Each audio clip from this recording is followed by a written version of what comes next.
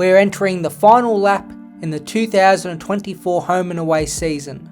5 of the top 8 teams are locked into making the next stage of the year, leaving 3 spots left and 4 teams to battle it out. It will all come down to hopefully one of the greatest Sundays in AFL history. Each of the 3 games are separated as single time slots, and every one has ramifications for the bottom of the top 8 and the top of it. So where does it all sit, and what are the scenarios we are looking at? Well, Hawthorn, the Western Bulldogs and Carlton have destiny in their own hands. If each of these teams win, then they will make the 2024 finals. But if this season so far is anything to go by, you just know one, if not 2 of these sides may slip up and then open the door for Fremantle, who host Port Adelaide in the final game of the round. But it seems as if everyone is booking in Hawthorn to beat North Melbourne in Launceston. Now this is a Saturday afternoon game. It will be a monumental boil-over if the Kangas won, especially without their best player in Harry Sheezel and best defender in Charlie Comben. The Hawks can still finish as high as 4th, but in reality with a win, they should fit in between 5th and 7th in the final edition of the ladder. The first of the Super Sunday games is the Western Bulldogs against GWS. The Dogs beat the Giants in round 10 at NG Stadium, but for this game, all eyes will be in Ballarat, where the Giants beat the Bulldogs the last time they played there. The outcome is obviously crucial for how the rest of the day pans out. If the Dogs can get a win, it looks like they will stay in 6th spot, mainly because of their percentage, and get a home final, albeit at the MCG. And although the Giants are locked in the top 4, it's still a critical game. If they can get the win, they shoot up to 2nd and will be in position to host home finals. So even if the Bulldogs do lose the game, it still puts a big price on the Fremantle and Port Adelaide matchup. Port will have to win and may need 1 or 2% to get back up to 2nd and host the Giants, meaning the game hasn't got one side in Fremantle fighting for their lives, while the other side in Port Adelaide has nothing to play for.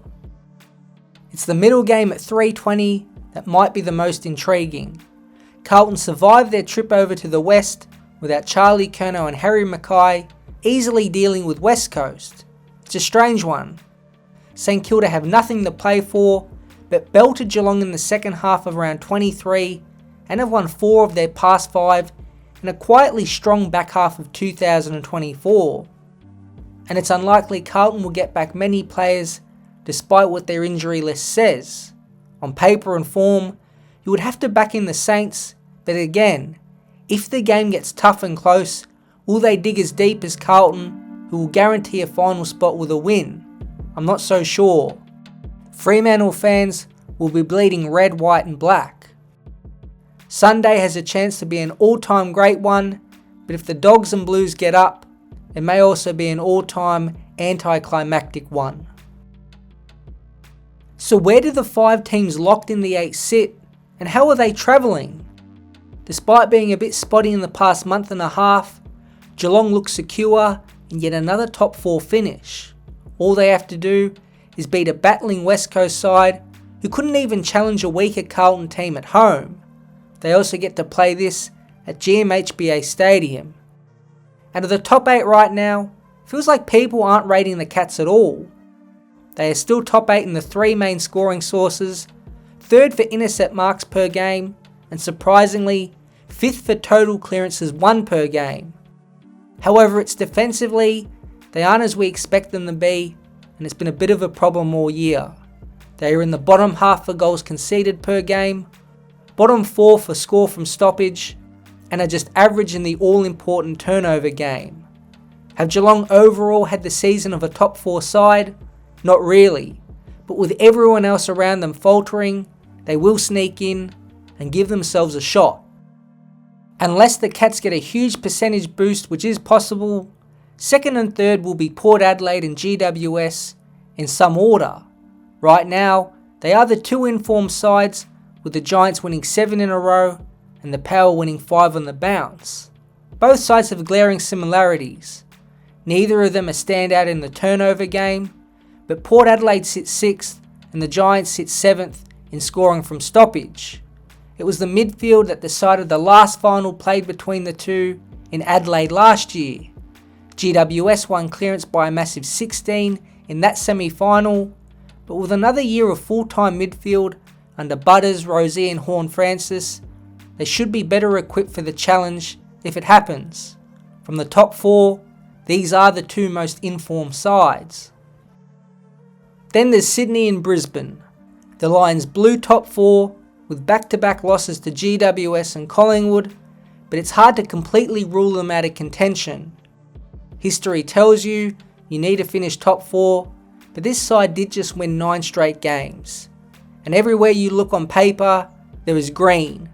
They are top 4 in every scoring source, have the second highest expected score per game, and are tied for shots on goal per game.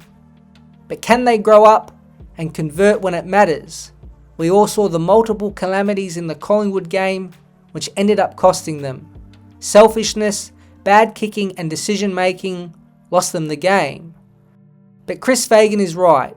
They are doing just about everything to a high level, but with their circumstances, they will now need to win 4 straight games, 3 of which will be on the road, and be near perfect. There is literally no more room for Joe Daniher lapses, late game missteps, and runs of bad goal kicking. They know this and will still be confident in their ability.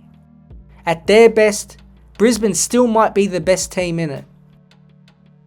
To finish off, at the top of the table locked in, is Sydney. Have they been the best and most consistent team all year? Yes. That's including a 112-point loss to Adelaide and 5 losses in 6 games. This probably tells us more about the season as a whole than the Swans themselves. But they have readjusted in the last 2 weeks and are looking more threatening. Callum Mills has now shifted to a full-time defender and he's often the spare. This has no doubt helped them regain control in the past 2 games and gotten their captain back in form. Luke Parker fits in as a hybrid midfield forward, and James Rowbottom has had a few games back and is starting to get back into the rhythm. They are building momentum. Surely they take this week off and rest anyone who is sore or beat up, namely Brodie Grundy, who has fallen way off the pace. Now with the pre-finals bye, it's basically 3 weeks of no games for players who do miss, which may concern some people. But would you rather have a 100% fully fit team with rest, or a 20% more fatigued one because you played an extra game? The finals series is a whole new season in itself. It's hard to commit to the Swans as premiership favourites, even though they will finish first, but they have brushed themselves off and tactically are throwing some new challenges at the opposition. But for right now, it all comes down to Sunday. It will shape the entire top 8. 3 unique matches with the pressure at the highest level. You can easily say the finals start right now for Hawthorn, the Western Bulldogs, Carlton and perhaps Fremantle.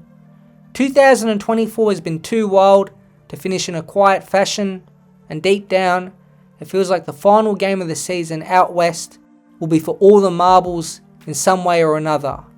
It's a wide open top 8 as we sit, and unlike other seasons, there is no clear favourite in the hunt for the premiership.